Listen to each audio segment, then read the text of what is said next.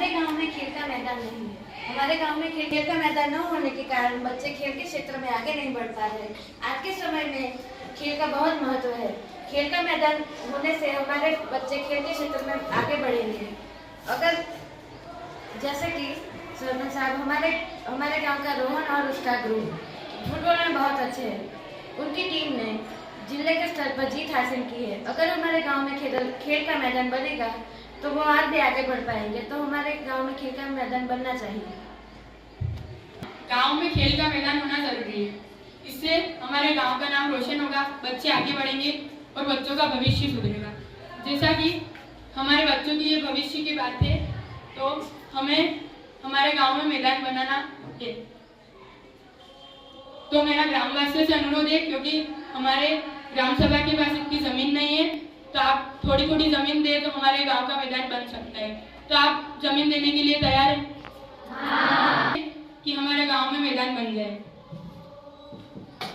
हमारे गांव में कई युवा ऐसे हैं जो शिक्षित तो है, परंतु फिर भी उन्हें रोजगार नहीं मिल पा रहा है, जिसकी वजह से वह गांव में रोजगार की खोज में घूमते रहते हैं।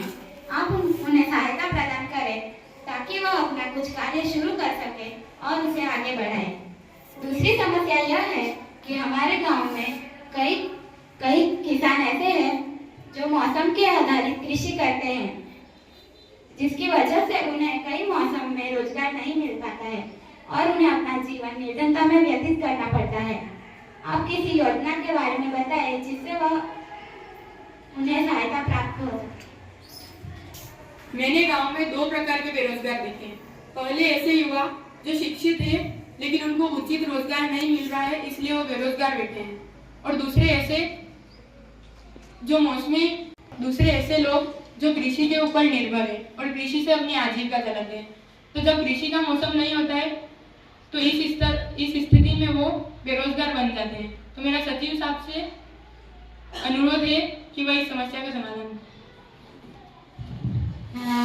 मनरेगा योजना के तहत जो लोग काम करना चाहते हैं उन्हें सरकार द्वारा 100 दिनों का रोजगार प्रदान किया जाता है और वह स्वयं सहायता समूह से भी मदद ले सकते हैं तथा अपने कार्य को आगे बढ़ा सकते हैं। धन्यवाद। मैं गांव में चलने वाली गृह लक्ष्मी स्वयं सहायता समूह की अध्यक्षता महोदया से निवेदन करती हूँ कि अपनी योजना के बारे में मार्गदर्शन।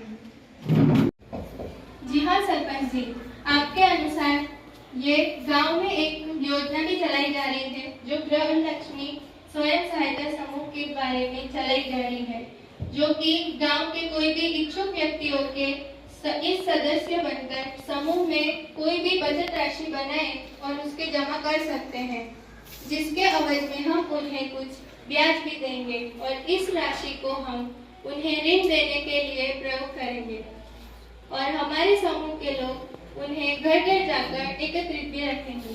धन्यवाद।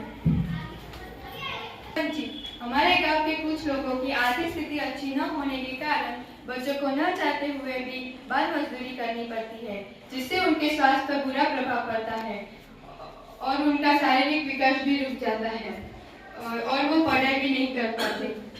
तो मेरा आपसे निवेदन है कि आप बाल मजदूरी को कम करवाएं।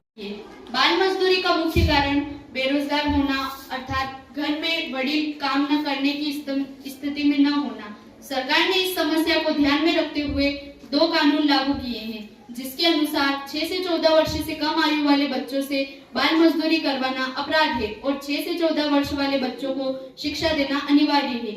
अगर इन नियमों को जानने के बाद भी इनका उल्लंघन होता है तो उस पर कार्यवाही हो सकती है। बच्चों को स्कॉलरशिप का फॉर्म भरने के लिए जागरूक करें, जिसकी मदद से वह अपने आने वाली परीक्षाएं दे सके और उसकी फीस भर सके और साथ ही लोगों को रोजगार भी प्राप्त करवाया जाए।